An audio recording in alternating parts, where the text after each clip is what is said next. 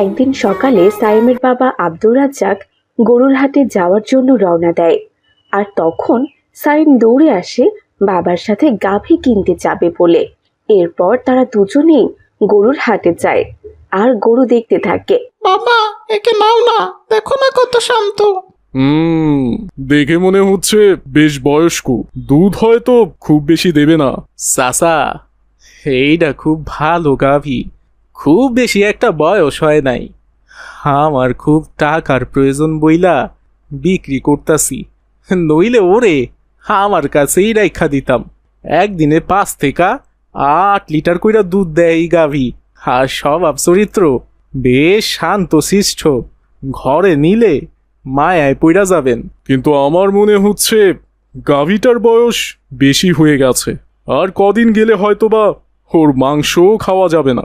কি যে কন্যা চাচা, সারা জীবন গরু বিক্রি কইরা আইলাম, কেউ কখনো বলে নাই যে তারে আমি বুড়া গরু দিছি। আপনি গাভীটারে নিয়ে যান, বেশ লাভবান হইবেন। ও ভালো দুধ দিব, আর খুব ভালো জাতের গরু চাচা। বাবা, গাভীটাকে আমার খুব ভালো লেগেছে। এমন শান্তশিষ্ট গাভী আমার খুব পছন্দ। ওকে বাসায় নিয়ে চলো না বাবা।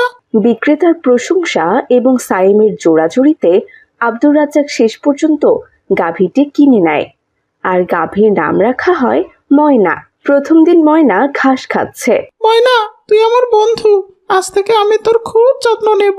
তোকে সবুজ ঘাস এনে দিব, পানি খেতে দিব। হা হা হা, কতই না মজা হবে। সাইম যখন এভাবে ময়নার সাথে কথা বলছিল, তখন ফাহাদ আর জান্নাতুল তাদের বাড়িতে এসে হাজির হলো। মাশাআল্লাহ, কি সুন্দর গরু। ওর চোখে তো পানি, আমার মনে হচ্ছে গরুটা কাঁদছে। হ্যাঁ, ওকে হাট থেকে আনার সময় কাঁদছিল।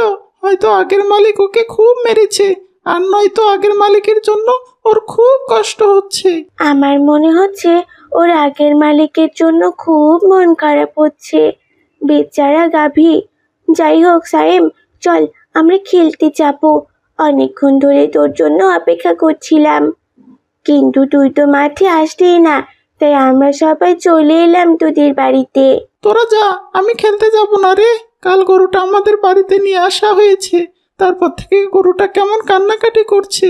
ওর কান্না দেখে আমার খুব কষ্ট হচ্ছে, তাই আজ আমি আর খেলতে যাব না, সারাক্ষণ ওর সাথেই থাকবো। তোরা জানিস আমি ওকে আমার বন্ধু বানিয়েছি। ওহ, এবার বুঝতে পেরেছি নতুন বন্ধু পেয়ে আমাদেরকে তুই ভুলে গেছিস। ঠিক আছে, তাহলে তুই ওকে নিয়ে থাক, আমরা খেলতে গেলাম, কালকে মনে করে মাঠে আসিস। এই বলে সাইমের বন্ধুরা সেখান থেকে চলে যায়। আর সাইম গাভীটার যত্ন আত্তি করতে থাকে। এভাবেই বেশ কিছুদিন কেটে গেল। একদিন, এই গাভীটা যে কেন কিনলাম কে জানে। এত টাকা খরচ করে খড় কিনে আনতে হয়, ভুসি কিনে আনতে হয়, আর গাভীটা প্রতিদিন এতটুকু দুধ দেয়। ওকে অযথাই এত টাকা দিয়ে কিনে এনে দামি দামি খাবার খাওয়াচ্ছি। বদমাইশ গরু কোথাকার। বাবা, মারবেন না, থামুন বাবা, ও যে ব্যথা পাচ্ছে। আপনি যেভাবে গাভীটাকে মারছেন, ওর তো খুব কষ্ট হচ্ছে। আমরা যেমন আল্লাহর সৃষ্টি, তেমনি গাভীও তো আল্লাহর সৃষ্টি। তুমি চুপ করো সায়েম। যদিও বা আমি অন্য গরু কিনতাম, কিন্তু তোমার জেদের জন্য আমি এই গরুটাকে কিনে এনেছি, আর এখন আমাকে তার ফল ভোগ করতে হচ্ছে। ছোটদের কথা শুনে কি গরু পালন হয় নাকি? বাবার ধমক শুনে সাইম চুপ হয়ে যায়। সায়েম, আমি শুনেছি কাল নাকি চাচাজান গাভীকে অনেক মেরেছে। তুমি কি জানো, আমাদের হাদিসে এসেছে, অবলা প্রাণীদের প্রতি দয়া করো, আল্লাহ তোমার প্রতি দয়া করবেন। অর্থাৎ আমাদের প্রাণীদের প্রতি দয়া দেখাতে হবে। হ্যাঁ, তুমি ঠিক কথাই বলেছ। আর আমার আম্মু বলে, পশুদের কষ্ট দিও না, কেননা পশুরাও কান্না করে, আর তা আল্লাহ তাআলা শোনেন। আমি তো কখনো গাভীকে মারি না, সবসময় এত যত্ন করি, কিন্তু বাবা রাগারাগি করেন। এতে আমি কি করব বলো? আর তাছাড়া যদি গাভীটা না থাকে, আমরা কাকে আদর করব? বাবাকে বোঝাতে হবে।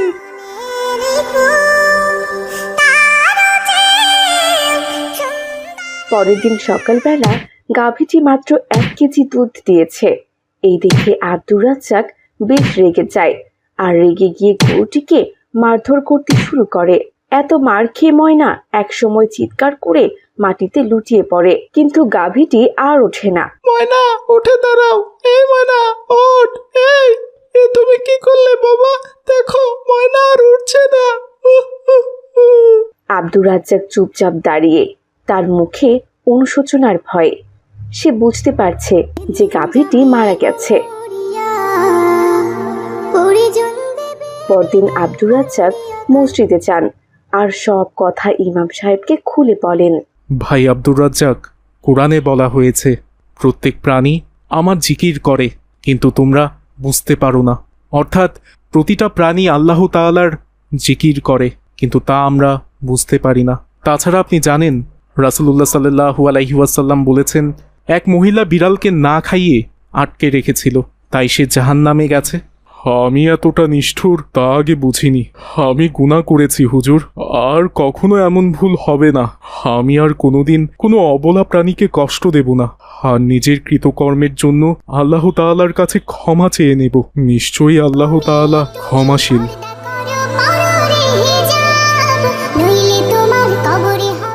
জানো, ময়না এখন জান্নাতে আছে। নিশ্চয়ই ময়না খুব শান্তিতে আছে। সেখানে তাকে আর কেউ বিরক্ত করবে না, কেউ মারবে না। সে খুব ভালো আছে। হ্যাঁ, গাভী সেখানে অনেক শান্তিতে আছে, কারণ সে তো অবলা প্রাণী, আর আল্লাহ তাদের খুব ভালোবাসেন। ময়না জান্নাতে খুব ভালো আছে, কারণ সে আর আমাদের কাছে নেই, আমাদের স্রষ্টার কাছে আছে। তবে ময়নার মৃত্যুর পর একটা জিনিস আমি খুব ভালো করে বুঝেছি। আমরা যদি সবাই প্রাণীদের প্রতি দয়া করি, আল্লাহও আমাদের প্রতি দয়া দেখাবেন। এখন থেকে আমরা সব প্রাণীদের প্রতি দয়া দেখাবো, আর ময়নার মতো কষ্ট দিয়ে কাউকে মরতে দেব না, ইনশাআল্লাহ। তো ছোট্ট বন্ধুরা, বুঝলে তো, অবলা প্রাণীদের প্রতি দয়া করা একটি ইবাদতের অংশ। কেউ যদি তাদের কষ্ট দেয়, আল্লাহ তাআলা তার বিচার করেন। তাই আমাদের জীবের প্রতি দয়া দেখাতে হবে, কেননা দয়া ও মায়াই ইসলামিক জীবনযাত্রার অংশ। প্রাণীদের দয়া করুন, আল্লাহ তাআলা আপনাদের প্রতি দয়া করবেন। ছোট্ট বন্ধুরা, গল্পটি ভালো লেগে থাকলে অবশ্যই একটি লাইক করে দিও। আর তোমরা কে কোথা থেকে দেখছো, তোমাদের সুন্দর নামগুলো কমেন্ট করে জানিয়ে দিও।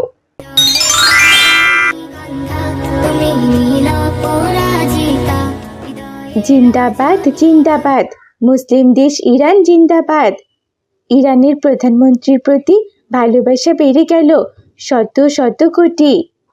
বিশ্বে যদি থাকে কোনো সাহসী মুসলিম দেশ, তার নাম ইরান। সাবাস সেই দেশ। কি ব্যাপার মিলি, তুমি কি পাগল হয়ে গেছো? তুমি এই দুঃখের দিনে এসব কি স্লোগান বলছো? হালিমা, আমাদের দুঃখের দিন আর বেশি দিন থাকবে না। আমি যে স্বাধীনতার গন্ধ পাচ্ছি। আমাদের ফিলিস্তিন এবার নিশ্চয়ই স্বাধীন হবে। স্বাধীন হবে কিভাবে? ওই দানবীয় শক্তিশালী ক্ষমতাধর ইসরায়েলের সাথে কি আমরা যুদ্ধে পারবো? আমাদের সৈন্যরা তো শুধুমাত্র স্থলপথে, তবু আবার অনাহারে থেকে যুদ্ধ করছে। ওদের মতো তো আধুনিক যুদ্ধ সরঞ্জাম আমাদের নেই। হালিমা, বাপেরও বাপ আছে, এবার সেটা ইসরায়েল বুঝতে পারবে। আমাদের যুদ্ধ সরঞ্জাম নেই, তাতে কি হয়েছে? আমাদের মুসলিম ভাই ইরান তো আছে। এবার ওদের উচিত শিক্ষা হবে। ইসরায়েলকে তারাই মাটিতে মিশিয়ে দেবে। দেখো। কি বলছো মিলি? ইরান কেন আমাদের হয়ে যুদ্ধ করবে?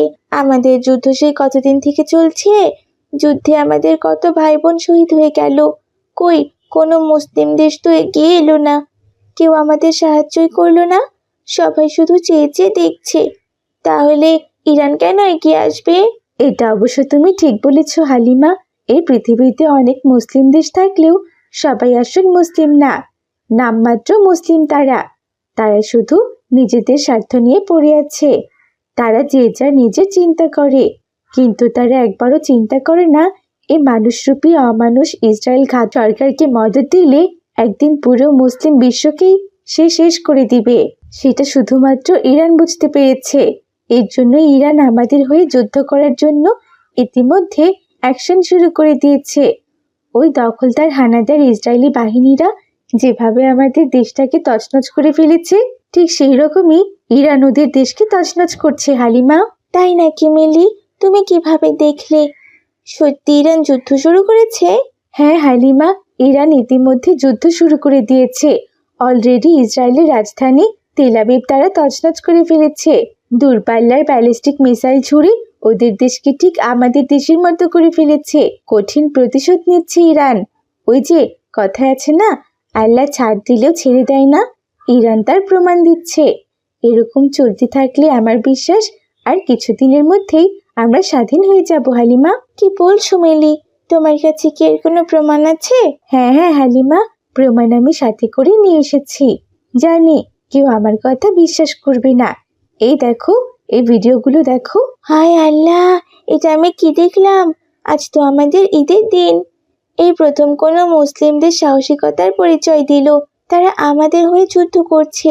হে আল্লাহ, তুমি ইরানের প্রধানমন্ত্রীর দীর্ঘ হায়াত দান করো। তার মতো এমন সাহসিকতা আর কেউ দেখাতে পারেনি।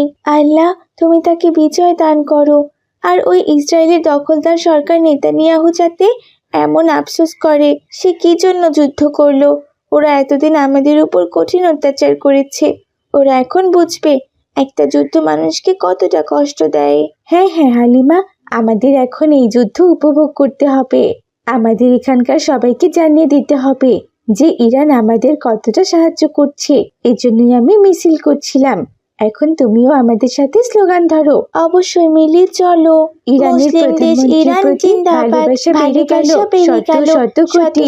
বিশ্বে যদি থাকে কোনো সাহসী মুসলিম দেশ, তার নাম ইরান। সাবাস সেই দেশ। কি ব্যাপার মাহাদি, মিলি আর হালিমা কি পাগল হয়ে গেল নাকি? ওরা এভাবে মিছিল করছে কেন?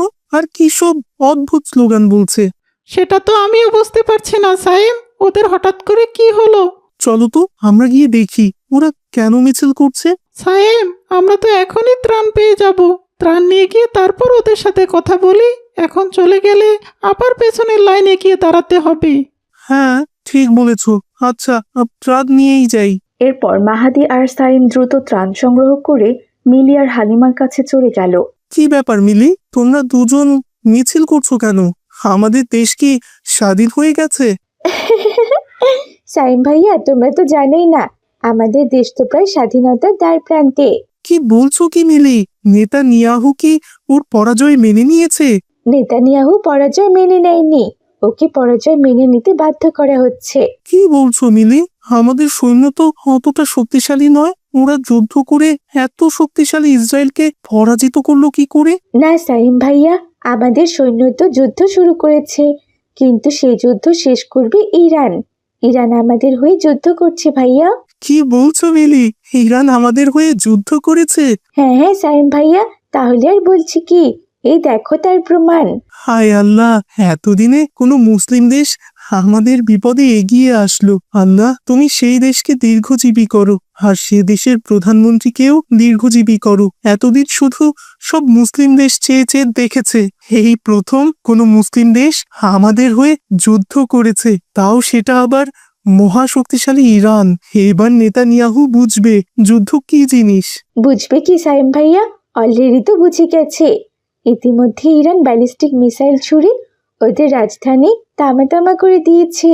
মানুষজন বামকার খুঁজে পালাচ্ছে।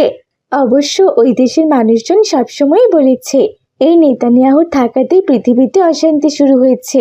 ওকে ক্ষমতা থেকে সরাতে হবে। আমরা যুদ্ধ চাই না, শান্তি চাই। হ্যাঁ হ্যাঁ মিলি, ওরা এখন বুঝতে পারবে যুদ্ধের যন্ত্রণা কতটা।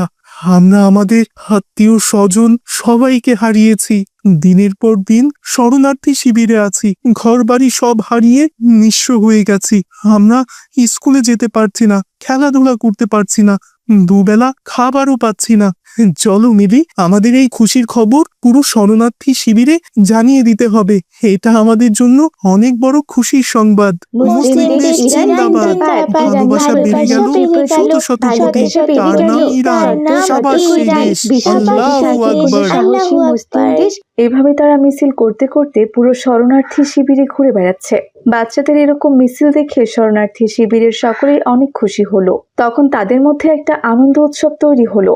এতদিনে তাদের দেহে প্রাণ ফিরে এসেছে। দেখেছেন ভাই, বাচ্চারা কত আনন্দ করছে। ইরান আমাদের এই আনন্দের উপলক্ষ এনে দিয়েছে। আমরা তাদের এই অবদান কোনোদিন ভুলবো না। ঠিক বলেছেন আব্দুল্লাহ ভাই। এই যুদ্ধের জন্য ব্যবসা, টাকা পয়সা, ঘরবাড়ি সমস্ত কিছু হারিয়েছি। পরিবার নিয়ে মানবতার জীবনযাপন করছি। কোনো আশার আলো দেখতে পাচ্ছিলাম না। এতদিন পর একটা আলো আমাদের জন্য জ্বলে গেছে। দোয়া রইল ইরানের প্রতি, ইরানের মানুষের প্রতি। তারা যেন এই নেতানিয়াহুকে আর এই ইহুদি দেশকে মাটির সাথে একবারে মিশিয়ে দেয়। বিশ্বে যেন আর কোনো ইহুদি রাষ্ট্র না থাকে। ওরা যা জালিম, আমাদের উপর যা অত্যাচার করেছে, ওদের জন্য এটাই ঠিক। ঠিক আছে। হ্যাঁ ভাই, ঠিক বলেছেন। আমি কি আর কম কষ্টে আছি? স্ত্রী সন্তান সবাইকে হারিয়ে একা হয়ে গেছি। ওদের কথা মনে পড়লে অন্তরটা ভেঙে যায়। ইচ্ছে করে ছুটে গিয়ে ওই নেতানিয়াহুকে নিজ হাতে খুন করি আর নিজের পরিবারের হত্যার প্রতিশোধ নেই। ভাই, ইরান যেভাবে আমাদের সাহায্যে এগিয়ে এসেছে, আর আল্লাহ যদি সহায়ক থাকেন তাহলে দেখবেন একদিন ঠিক ওই নেতানিয়াহু বন্দী হবে। সেদিন আমরা সবাই ওকে নিজ হাতে জাহান্নামে পাঠাবো। এভাবে ফিলিস্তিনের অত্যাচারিত মানুষজন একে অন্যের সাথে আলোচনা করছিল, মহিলারাও দেখছিল।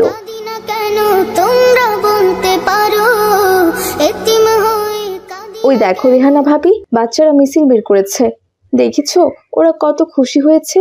ইরানকে মন থেকে ধন্যবাদ, ওরা আমাদের জন্য এতদিনে একটা খুশির বার্তা নিয়ে এসেছে। আমরা আসার আলো দেখছি। নিশ্চয়ই আমাদের এই পবিত্র ভূমি ফিলিস্তিন একদিন স্বাধীন হবেই। হ্যাঁ ভাবি, ঠিক বলেছেন। বেঁচে থাকতেই ওই খুনি নেতানিয়াহুর বিচারও দেখতে চাই, ওকে নিজ হাতে মারতে চাই। ইনশাল্লাহ ভাবি, আল্লাহ তাআলা ঠিক একদিন আমাদের এই উপলক্ষ এনে দেবেন। এই যুগের ওই নমরুদ ফিরাউনকে সবার চোখের সামনে মরতে হবে। ও আমাদের সবকিছু ধ্বংস করে দিয়েছে। আয়শা আর রেহানা যখন এসব কথা বলছিল, ঠিক তখনই ইসরায়েলের পশ্চিম তীরে ইরানের ব্যালিস্টিক মিসাইল এসে পড়ল আর মেঘের গর্জনের মতো শব্দ করে উঠল। ওই দেখেন ভাবি, বলতে না বলতেই আল্লাহর রহমত এসে পড়েছে। মনে হচ্ছে ইরানের ব্যালিস্টিক মিসাইল এসে ইসরায়েলে পড়ল। ইসরায়েল পুরে ছাড়খাড় হওয়ার সেই দৃশ্য ফিলিস্তিনের মানুষজন তাদের শরণার্থী শিবির থেকে তাকিয়ে তাকিয়ে দেখছে। আর সবাই বজ্রকণ্ঠে বলছে, মুসলিম দেশ ইরান জিন্দাবাদ, ভালোবাসা বেড়ে গেল শত শত কোটি, তার নাম ইরান, সাবাস সেই দেশ, আল্লাহু আকবার। এভাবে আল্লাহু আকবার ধ্বনি পুরো ফিলিস্তিনে কম্পিত হলো। সাথে যেন মনে হলো আল্লাহর আরশও কেঁপে উঠছে, আর পৃথিবীর আকাশ বাতাস সবাই আনন্দে উল্লাসে ফেটে পড়ছে। ইরানের এই যুদ্ধে এমনি করে ফিলিস্তিনের স্বাধীনতাকামী ভাই ও বোনেরা সবাই স্বপ্ন দেখছে, একদিন তাদের দেশ স্বাধীন হবে, তারা আবার আগের মতো করে বাঁচতে পারবে। হে আল্লাহ, তুমি ওই ভাই বোনদের মুখের দিকে তাকিয়ে হলেও ইরানকে ইসরায়েলের বিরুদ্ধে যুদ্ধ চালিয়ে যাওয়ার শক্তি দাও, যাতে এই যুগের ফিরাউন, নমরুদ, নেতানিয়াহুকে মাটির সাথে ইরান মিশিয়ে দিতে পারে। পৃথিবী থেকে যাতে এই ইহুদি রাষ্ট্রকে চিরতরে শেষ হয়ে যায়, আমিন। তো ছোট্ট বন্ধুরা, তোমরাও দোয়া করো ইরানের জন্য, যেন তাদের কোনো ক্ষতি না হয়। আজ তাহলে আমরা এখানেই বিদায় নিচ্ছি বন্ধুরা, ভালো থেকো তোমরা। আসসালামু আলাইকুম রহমতুল্লাহ।